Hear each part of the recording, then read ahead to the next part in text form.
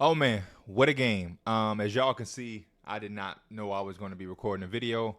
I'm not going to lie to y'all. I thought the Boston Celtics in game one at the least will come out and try to do their work early and really set a tone for how this series should go. I'm not going to lie to y'all. I said it on Numbers on the Board podcast today. I thought and still feel that the Celtics are going to get a sweep, but I really felt like these first two games were going to be like statement games of letting everybody know, hey, we haven't played the best competition. We've taken care of them. We understand all of the chatter around our name because people want to see us dominate. We're going to dominate a team that we feel that we're significantly better than, especially at home in preparation for the NBA Finals. And exactly what I thought is how they started. I can't remember if it was 9-0 or something like that, 11-0, 11-2 run or something like that to start the game. And I was like, okay, here it is. The Celtics are handling business. You get 18 first quarter points from Jason Tatum and Brown. Come out, like I said, really set the tone. The first play of the game was a turnover that led to a Jaylen Brown dunk on Aaron Nesmith. I really felt like got the crowd livened up. Just no better start that you can ask for. The Pacers, as they do, fight and fought the rest of the way through, and they end up responding with a really nice first quarter. If you ask me, losing by only 3. The way that they started the quarter, I did not expect them to be able to bounce back like that as fast and kind of play catch up so quickly. But to only lose that first quarter by 3, when you think about how Boston started, it was to me a significant comeback. The person you got to give the most credit to is Obi Toppin with 11 points off the bench in the first quarter. Him and T.J. McConnell being able to give you 15 points in the first quarter when you have such a slow start is tremendously big time. We talked about how that bench could be an X factor. T.J. McConnell cooked the Knicks all the way through. Obi Toppin had his bright moments. They continue to do that, and that was a big storyline for me, opening up the game like that. Another thing that I will say, it's been a criticism that I've had for the Celtics and Jason Tatum for a very long time, and this game did not change it for me. And he loves the sexy plays. And don't get me wrong, I love the sexy plays too. I think we all do as basketball fans, but I do think like anything else in life, there is a time and a place. And I just feel like there were certain points in this game where, and it's a lot of it is later in the later parts of the game, but there were just so many shots, and I feel like can be the same at the beginning of the game, where a lot of the times you have chances to put a team away, really kill their morale, really try to build on a lead and just take everything, every hope and desire that the team has to compete with you. I feel like you can continue to apply that pressure. When you talk about the sexy shots that I'm referring to, the side steps and the step backs and the fadeaways and all of those different things, the reason I'm not a big fan of them is just because it leads to at least a low percentage shots, right? Which neither here nor there. But those misses end up being long misses, quick shots, and the other team can get to just score easily in transition. And that's just the easiest way for teams to come back. I feel like when you stay in attack mode, you're getting downhill, you're putting 2 feet in the paint, you're allowing yourself to get to the free throw line, you're getting easy buckets, and you're getting guys in foul trouble, and you're just keeping that momentum going and going and going, and you're not allowing a team to score so fast. Because when you're at the free throw line, you're scoring, you're making your free throws. They now have to inbound the basketball and get into a half-court offense. The Pacers, though, when you're chucking up those threes, I got the official box score in front of me because the game just happened so fast that I can't get you quarter by quarter. So I have to look at the official scores report that they had in Boston. Shout out to the NBA for having it so fast, because this is a lifesaver when you can't have all of the specifics throughout the NBA app immediately. But yeah, you look at the first quarter. They threw up 11 threes. They made 36% of them. Not bad compared to a Indiana Pacers team who shot 6 threes, made 3 of them at a 50% clip, and really just pushed the pace and got a lot of points at the basket in a lot of different areas. I look at the second quarter. Again, the Boston Celtics, this time they didn't shoot it as well as 36%. They went 3 of 11, right? And Jason Tatum didn't make a 3. Horford didn't make a 3. He threw up 3 of them. 1 of 3 for White, 3 of 11, and then the quarter turns around, right? So Indiana is able to steal this quarter because, again, they didn't check up threes. They shot less threes than you. They made them at a higher percentage than you. They went 5 of 9 this time. Shout out to Miles Turner. I think this was his quarter where he went out perfectly. 5 of 5 from the field, 2 of 2 from 3, 12 points, really carried them in that quarter. Aaron Nesmith also had a big quarter with 8 points, only missing 1 shot.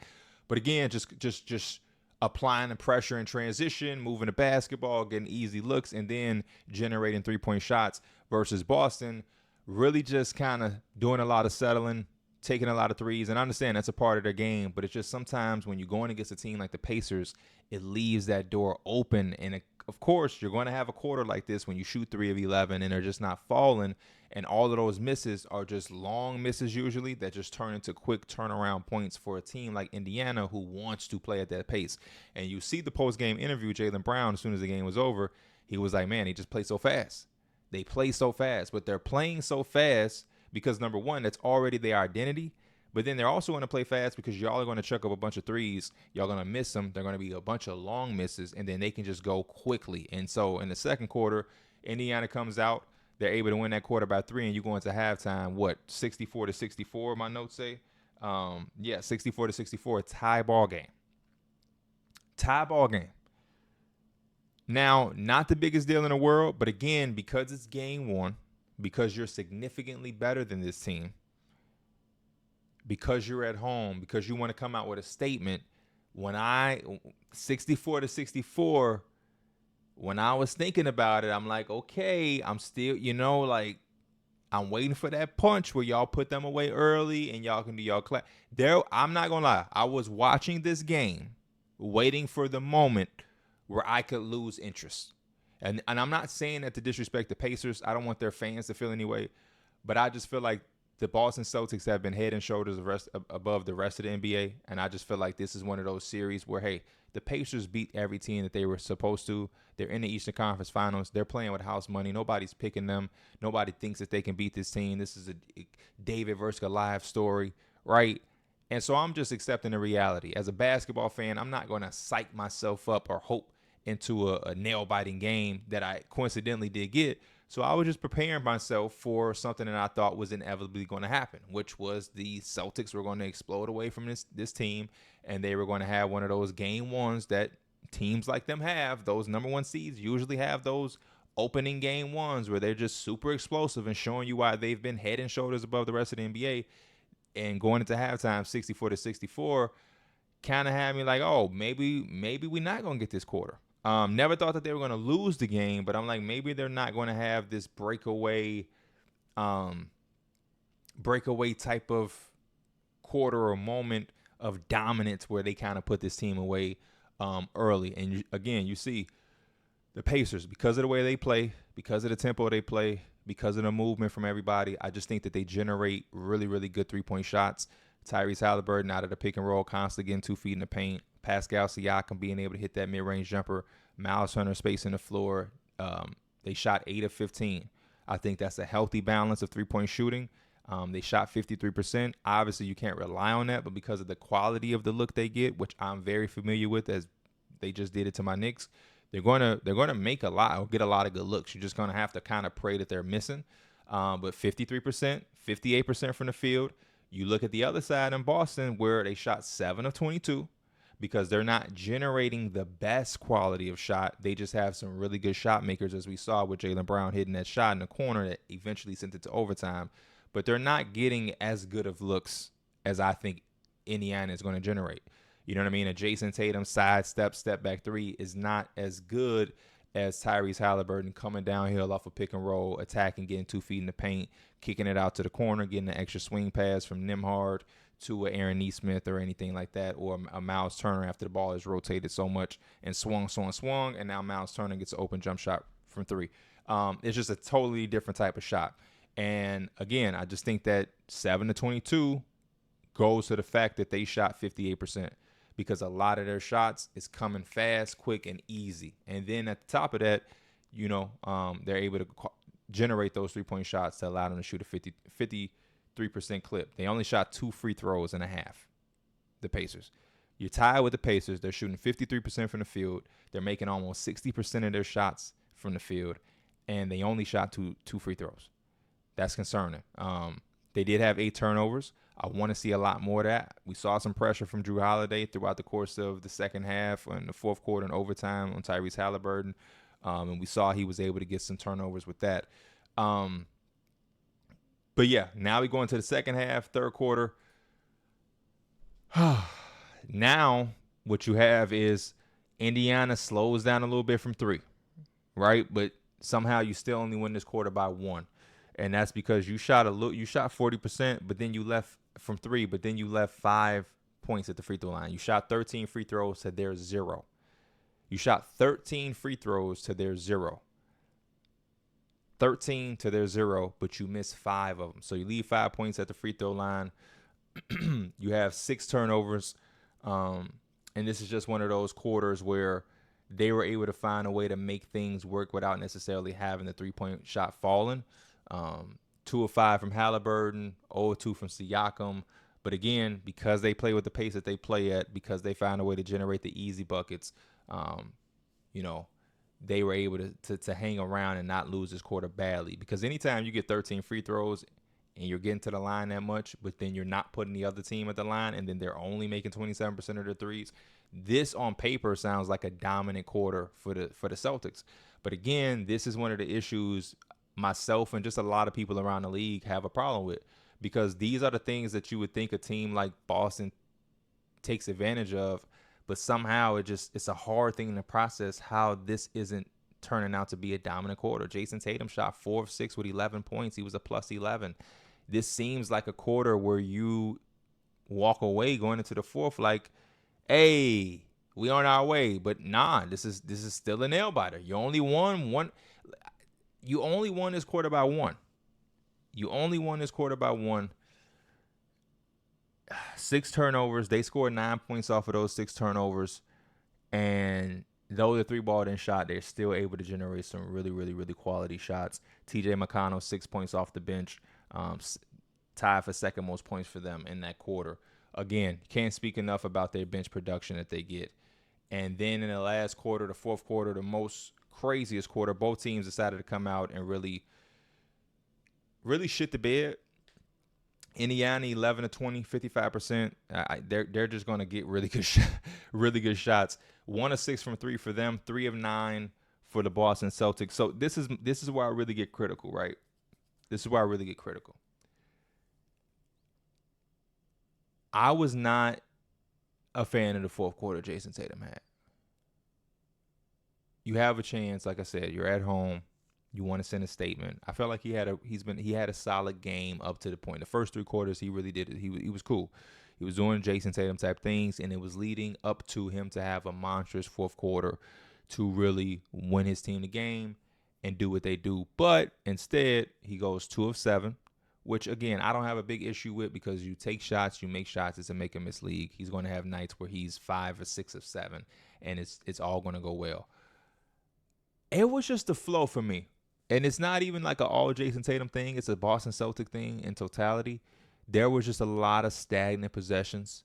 There were a lot of possessions where Aaron Nesmith denied Jason Tatum, and the Celtics kind of just folded forward, and so did Jason Tatum. There was no attempt, no effort for him to try to get open. He just literally stood in the center of the three-point line, far high at the three-point line, in the middle of the floor, almost like a decoy. Like literally almost like a decoy. Nobody trying to run a flare screen. There's no back door. He's not fighting to get the ball. He's just standing, and Nesmith is denying him, and they're running some action with some other guys, which is Derek White, Drew Holiday, and Jaylen Brown, I believe. No, Derek White and Drew Holiday, while Jaylen Brown and Horford on the weak side of the floor basically spotting up. And it was just very peculiar to me to see that, because I felt like those are the moments where you're trying to get Jason Tatum the ball. You're trying to see if you can get him at the post, maybe the mid post. Maybe you're just putting the ball in his hands and letting him do a pick and roll. And much credit to Aaron Nesmith. He's definitely improved as a defender. He definitely gives his all on every possession. But I've seen Jason Tatum give guys 50 points. I don't think he can allow Aaron Nesmith to deny him the basketball to that degree. And I feel like those stagnant moments is what opened up the door for the Pacers to build the lead that they started to get in the middle point of the fourth quarter, where they got the 3-point lead, then they got another stop and score, and they had the 5-point lead. It just allowed them to kind of get their confidence, kind of get a rhythm, and you bail them out by not allowing your best player to really be the best player and the superstar player that you want. In my mind, I at least want to give Tatum the ball, let him operate, let him try to get downhill, at least try to get to the free throw line or something. And yeah, you win the free throw disparity in this quarter too. Even though you shot 2 free throws, they only shot 1. But again, you only shot 2 free throws. This is a team that we just saw shoot 13 free throws in the previous quarter. You have all-star, all-NBA superstar players. This is the time where they're supposed to go downhill and pick up those superstar foul calls and put pressure on the opposing team. But again, I felt like I saw a sidestep 3 from Tatum that doinked, a step back 3. Don't even get me started late down the stretch. Derek White, they didn't even need to take a 3. They're down 3. Derek White misses. Tatum gets the offensive rebound. And I'm thinking he's going to pull it out to try to find a 3 to tie the game up because you're down 3. Now the shot clock is dismissed. He got offensive rebound, shot a one-legged step back mid-range shot contested over Miles Turner. And he obviously missed. Luckily, we all know the inbound play was bad. I think Pascal Siakam didn't have to go for it. I think that would have been off of the Celtics. That's just what I think. I haven't seen 30 views and angles of the replay, but I just feel like that was off the Celtics, if I'm not mistaken. And I saw when they called the timeout, or Andrew Nembhard telling Pascal that when they walked back to the huddle. They were like, hey, you didn't have to go for that. That's literally what his lips said. You didn't have to go for that. So then ultimately, obviously, Jaylen Brown was able to step up and hit that big corner 3. And I'm going to say this, man. That was his only shot, only field goal he made that quarter. That was big, man. That was a very big shot for a lot of different reasons. Obviously, it set the game into overtime. Obviously, they're going to win it, and they're able to put this now behind them. And a lot of people are probably feeling like, hey, that was the Pacers' biggest and best chance. They may never get a chance like that because they're probably going to awake the Celtics, and they're not going to play lousy, lazy, and cute. And they're going to respect Indiana and see that not only can they keep up with them, but they really can beat them. And I think Jason Tatum has to wake up. Jaylen Brown post-game interview, he said something about overtime, and he was like, yeah, we were finally able to get JT to wake up and start making shots. And I wanted to see that in the fourth quarter. It felt, and I've been a guy that's been defending Jason Tatum a lot, man. I've been defending him a lot. This team is really, really good. They're really stacked. I hate the criticism that he's not having 40-point games and all of these series and different things like that because he doesn't need to. They're winning. They lost 2 games in the entire playoffs. We've seen Jason Tatum score 50 in a playoff game. We've seen him put up high numbers in series where they got bounced. So it's like I'm not really – I've seen it already. You know what I mean? I've seen it. He's winning. That's what they're supposed to do as the best team. And as long as they keep doing it, you know, as long as he's not having – god-awful stinkers. It ain't like he having these 2 of 17 performances. It may not be the most sexiest performance or the most dominant performance y'all expecting, but shit, he doing what he do. He ain't playing terrible or god-awful. He just not playing how some of y'all want to see him play, which is whatever. But we go into the overtime, and I really feel like the way they play in overtime should be the way that they should play all the time. Tyrese Halliburton obviously couldn't make a shot at the end of the game there before we dive into the overtime to end the fourth quarter. He had a big turnover as well. He had a big unforced turnover that I feel like is going to eat at him probably for the rest of the night until they're able to play game 2.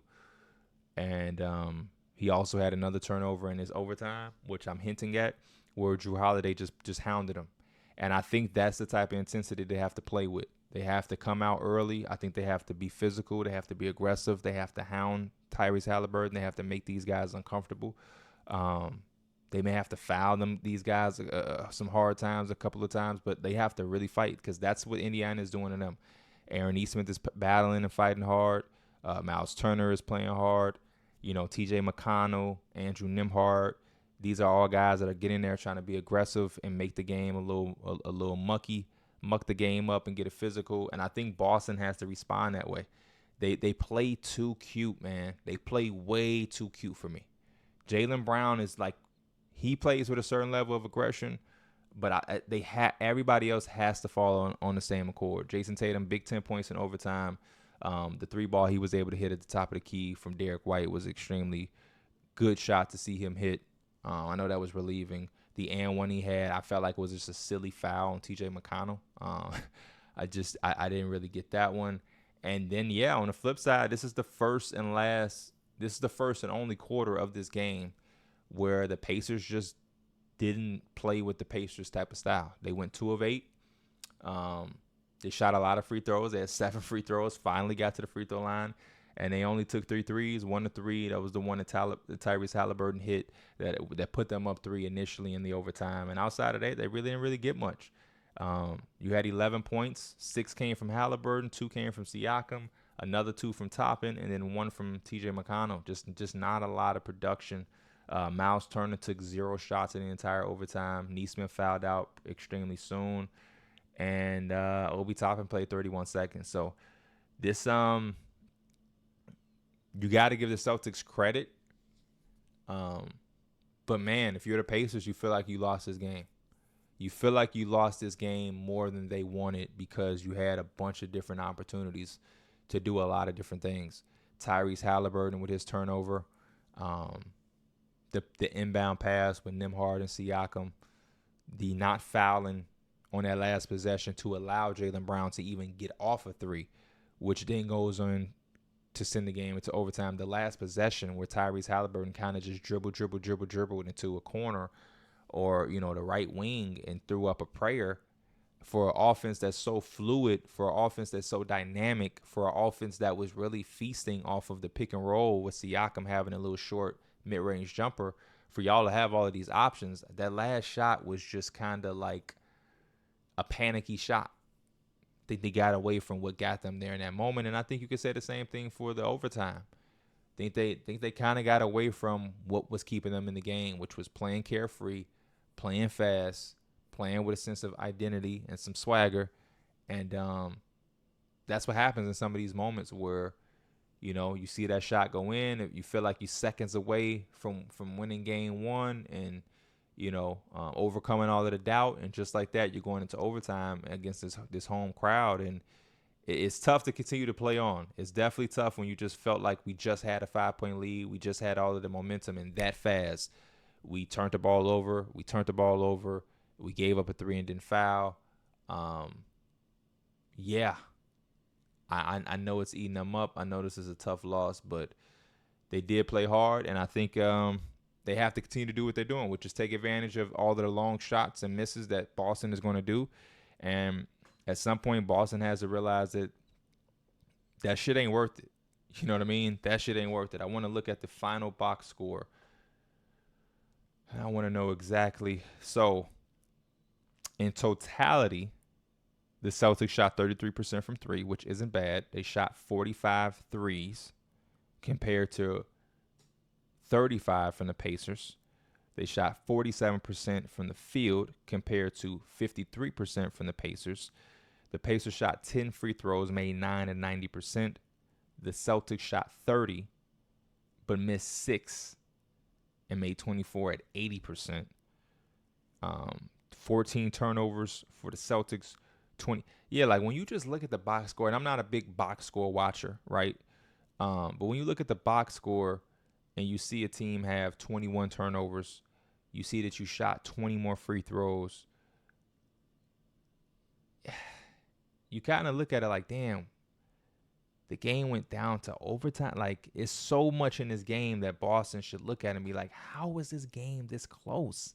We got 36 from Tatum. We got 26 from Brown. We got 28 points from Drew Holiday. That's the most he scored all year long. And somehow we go into overtime. We needed a miracle shot, and we still only won by 5 points. We had a quarter where they shot 0 free throws and we shot 13. they have to go into the locker room and go and talk about this in a self-reflecting way. And if you're Indiana, I know it's demoralizing and I know it's tough to come back from, but you should look at this too and say, hey, okay, let's not fall into the 3-point heavy. Everybody's shooting a lot of threes, but let's continue to have our identity where we're trying to generate really good 3-point shots. And let's try to get to the free throw line a little bit more so we're not getting outshot by 20 times. And let's cut down on some of these turnovers. They're going to have turnovers because they play so fast, but there were a lot of careless ones. There were a lot of careless ones that I feel like that's really eating them up, man. That's really eating them up. They're one turnover away from winning the game. You take away the Halliburton turnover before the inbound, the second to last turnover they had. You take away that and they win this game. You take over them not throwing an inbound pass out of bounds and Siakam going for it. You take that away, they probably win this game still. So the turnovers, man, 21 turnovers.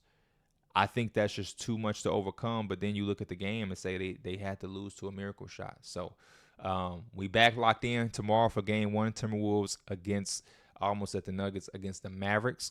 I believe game 2 of this series will be Thursday. Like I said, all playoffs, Pee Wee the Plug channel is where you need to be locked in 24/7. I have updates for y'all as the series go on.